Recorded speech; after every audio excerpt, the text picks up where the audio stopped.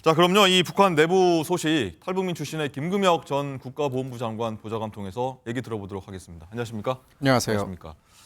자, 먼저 이 요즘 정치권에 이 임종석 전 대통령실 비서실장의 이 통일하지 말자 뭐 두 국가론 발언으로 굉장히 뜨겁지 않습니까? 이 네, 그렇습니다. 탈북민 단체에서도 비판 성명 발표하기도 했는데 이산가족, 그 탈북민 분들 분위기 지금 어떻습니까?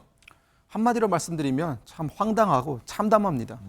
그러니까 지금 임종석 전 비서실장이 내놓고 있는 그 두 국가론, 통일하지 말자라는 통일 불가론이 지금 누구를 위한 그리고 무엇을 위한 어떤 두 국가론인지 전혀 파악을 못 하겠습니다. 왜냐하면 다른 누구도 아닌 전대협 시절부터 시작해서 평생을 어떻게 보면은 통일 운동가로 살아오신 그 분들께서 네. 갑자기 어떤 맥락 없이 지금 두 국가론을 내세우고 계시거든요. 그렇기 때문에 불과 몇 년 전까지만 하더라도 그분이 현직에 계실 때, 비서실장으로 계실 때 문재인 정부는 북한과의 어떤 평화, 통일을 추구하면서 상당히 많은 혈세를 들여서 뭐 회담도 진행을 하고 여러 가지 일들을 하지 않았습니까? 그럼 그때 그것은 무엇이고 다 무엇을 위한 것들이었고 지금 주장하고 있는 두 국가론은 과연 무엇을 위한 것이었나? 그때와 다르고 지금이 다르다라는 것이 과연 국민들이 어떻게 그걸 받아들일지 모르겠고요. 그리고 더더욱 놀라운 것은 이 두 국가론이 김정은이 먼저 만든 그 논리 아닙니까? 그렇죠. 뭐 작년 말이라든가 올해 초부터 사실상 남한과 북한 사이의 관계를 적대 관계로 규정 지으면서 더 이상 한국과는 통일과 관련된 그 어떤 논의도 하지 않겠다. 사실상 이제 단절된 두 국가다라고 선언을 했는데 그런 상황이 바뀐 만큼 우리는 오히려 더 통일을 추진하고 또 우리 북한 주민들을 자유민주의 어떤 그 자유민주주의 체제 하에서 우리가 통일을 이룩할 수 있는 그런 기반을 마련하는 것에 더 박차를 가해도 모자랄 판에 오히려 김정은의 그 두 국가론에 어떻게 보면 찬성을 하는 그런 어떤 동조를 하는 그런 모습을 보여주고 있기 때문에 사실 굉장히 참담합니다. 그렇군요. 다시 한번 여쭤보겠습니다. 이산가족분들, 탈북민 분들의 어떤 상실감이 크다고 말씀하셨는데 분위기 구체적으로 어떻습니까 지금? 부글부글합니다. 사실상 지금 아마 이번 주말부터 본격적으로 뭐 반대 시위라든가 규탄이라든가 이런 것들이 나올 것으로 예상이 되는데요. 그렇군요. 지금 뭐 사석인 자리에 가서 말씀을 들어보면 정말 격앙된 분위기고요. 그리고 정말 조금이라도 더 발언이 나오거나 혹은 이제 임종석 실장이 본인의 발언을 철회하지 않고 네. 앞으로 계속적으로 그런 논리를 이제 추진한다면 예. 정말 갈등은 피할 수 없을 것 같습니다. 주말부터 당장 어떤 운동을 한다, 반대 예. 운동한다 그렇군요. 어쨌든 이 임종석 실장의 어떤 두 국가론과 김정은의 두 국가론이 좀 차이는 있는 것 같긴 한데 어떻게 좀 파악을 하고 계십니까? 결정적인 차이는 바로 이겁니다. 김정은이 주장하는 그 두 국가론은 적대적인 두 국가론입니다. 즉 남한과 북한은 더 이상 대화할 일도 없고 앞으로 뭐 친해질 일도 없고 그냥 제1의 적대국으로서 지내면 된다라는 그런 적대 국가론이고 어떤 협력이라든가 뭐 평화라든가 그런 것들에 대한 모멘텀은 완전히 사라지는 네. 그런 상황이고요. 임종석 전 비서실장이 주장하고 있는 그 두 국가론은 그 북한과 남한 사이에 좀 평화적으로 좀 지내다가 어느 정도 분위기가 무르익으면 네. 그때 가서는 그 후대에게 통일에 대해서 여부를 묻는다라는 것이거든요. 하지만 그것이 상당히 비현실적이고 불가능하게 느껴지는 것은 현재 임종석 비서실장이 설정한 것은 북한과 평화적으로 지낸다라는 것인데 북한은 그럴 마음이 전혀 없지 않습니까? 이미 적대 국가로 설정을 했고 그리고 그것도 제1의 적대 국가 그리고 지금 말씀하신 것처럼 뭐 우물풍선이라든가 뭐 미사일 도발이라든가 이런 것들을 전혀 철회할 마음이 없어 보이는 북한과 우리가 어떤 방식으로 어떻게 평화적으로 지낼지에 대해서는 임종석 전 비서실장도 답을 내놓지 못하고 있는 상황입니다. 알겠습니다. 한번 상황 지켜보도록 하겠고요. 자, 다음 얘기 한번 해볼 텐데 이 사진 한번 먼저 보겠습니다. 며칠 전에 포착된 김정은 위원장의 사진인데 자, 최근 군부대를 살펴보러 갔을 때 그 모습이라고 합니다. 방금 조금 전에 나오고 있는 이제 사진인데 자세히 보면요, 이 경호원들이 양복이 아닌 완전 무장 차림으로 있어서 굉장히 이례적이다 이런 평가가 나오고 있는데 김정은 위원장이 어떤 신변의 위협을 받아서입니까? 뭐 왜 저런 모습이 나온다고 보십니까?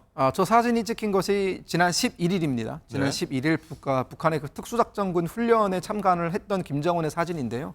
그 특수작전군이라는 것은 북한 내부에서도 상당히 잘 교육받고 그리고 또 뭐 충성심이라든가 여러 가지 토대라든가 그런 것들이 검증된 사람들이 가는 부대입니다. 예. 그렇게 어떻게 보면은 김정은에 가장 충성하는 그런 부대 중에 하나라고 볼 수 있죠. 하지만 그런 부대에 가서조차도 본인의 신변 안전에 위협을 느껴서 김정은을 호위하고 있는 여러 가지 그 군인들의 그 무장 상태라든가 그리고 경호 상태를 보면은 상당히 과잉되어 있다라는 것을 우리가 느낄 수 있고요. 네. 우리가 보면은 지금 군대 다녀오셨겠지만 예. 총기를 잡을 때 방아쇠에는 손을 절대로 넣지 말라라고 가르치지 않습니까? 그렇죠. 왜냐하면 오인 사격이 날 수도 있기 때문에. 하지만 저 상황은 뭐 저 특수작전 군인들이 잘 훈련된 군인들이다 보니까 언제 갑자기 총구를 돌려서 위협을 할지도 모른다는 상황을 전제를 하고 저렇게 방아쇠에 손가락을 넣고 언제든지 당길 수 있는 준비를 하고 있는 상태로 보입니다. 그렇군요. 어쨌든 뭐 쉽게 사진으로 봐서는 어떤 상황인지 가늠할 수 없지만 뭐 신변 위협이 있을 수 있다 이렇게 사진상으로는 추측이 그렇죠. 되는 상황입니다.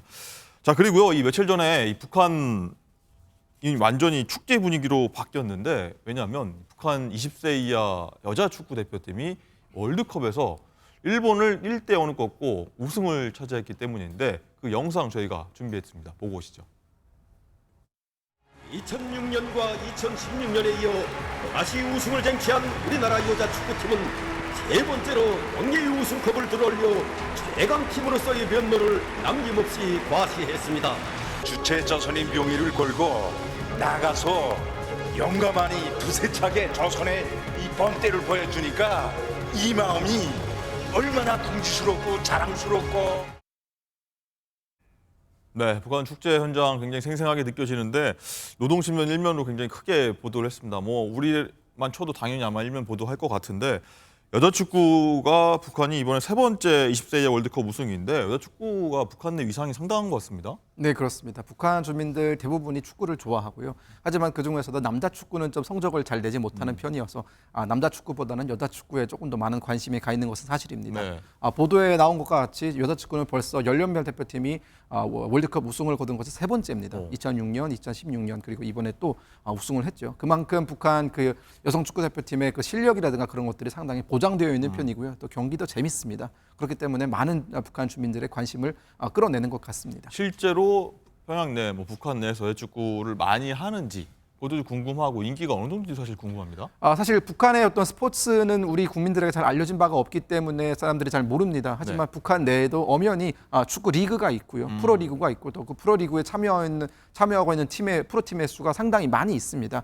하지만 어디까지나 그 축구적인 인프라가 평양에만 좀 많이 잘 되어 있는 편이고 지방은 없다 보니까 이 국가대표에 선발된다는 것은 결국은 북한에서는 신분 상승을 할 수 있는 유일한 기회이기도 하고요. 또 이렇게 성과를 내기도 하면 그 북한으로부터 뭐 여러 가지 뭐 자동차라든가 자동차를요? 뭐 집도 받을 수 있거든요. 그렇기 때문에 사실 동기부여가 상당히 잘 되어 있는 편이고요. 이 국가대표팀에 한번 뽑혀서 이렇게 국제 무대에서 좋은 성적을 낸다면 북한 축구 선수들은 사실상 꿈의 무대다라고 볼 수 있는 것이죠. 그렇군요. 자 마지막으로 이 북한 내부 소식 중에 이 북한 내에서도 스마트폰 열풍이 굉장히 불고 있다는 소식은 저희가 듣긴 했습니다만 이 사용 범위, 뭐 SNS랄지 뭐 음악들 듣는다든지 그런 것도 다 가능합니까? 현재 약 700만 대 정도가 이제 보급이 되었다고 알려져 굉장히 있는데요. 많이 보급돼 있네요. 네, 그렇습니다. 하지만 그 700만 대는 사실상 대부분의 기능은 다 차단되어 있습니다. 뭐 인터넷을 사용할 수 있다든가, 뭐 와이파이라든가 이런 우리 국민들이 흔히 사용하는 기능은 다 막혀 있고요. 뭐 전화만 가능합니까? 전화, 그 문자 메시지 그리고 뭐 도서관 뭐 열람이라든가 이런 것들만 가능하고 날씨 보는 기능이 또 최근에 추가되었다고 하죠. 하지만 이 스마트폰에는 한 가지 맹점이 있습니다. 네. 북한 당국은 북한 주민들이 사용하고 있는 그 스마트폰의 모든 대수를 다 관리하고 언제 어디서 누구와 통화를 하고 지금 현재 그 사람이 어떤 화면을 보고 있는지조차도 다 이제 파악을 할 수 있습니다. 감청을 넘어 화면까지 들여다보고 그렇습니다. 있다.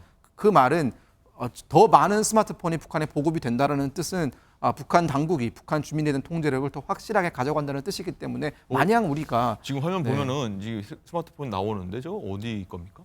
중국산 화웨이 제품을 많이 사용합니다. 그렇군요. 알겠습니다. 뭐 계속 말씀 이어가 보시죠. 네, 그렇기 때문에 사실 북한 당국이 스마트폰을 더 많이 보급하는 이유는 북한 주민의 어떤 정보 자유화라든가 정보 극대화를 노리는 것은 전혀 아니고요. 예. 북한 주민에 대한 통제력을 완벽하게 가져가기 위해서 보급을 용이하게 하는 부분이 분명히 있습니다. 그렇군요. 스마트폰인데 스마트폰 기능을 다 제대로 못하게 이용한다. 이런 스마트하지 것도 않죠. 있군요. 그렇군요. 알겠습니다. 자 오늘 말씀 여기까지 듣도록 하겠습니다. 고맙습니다. 감사합니다.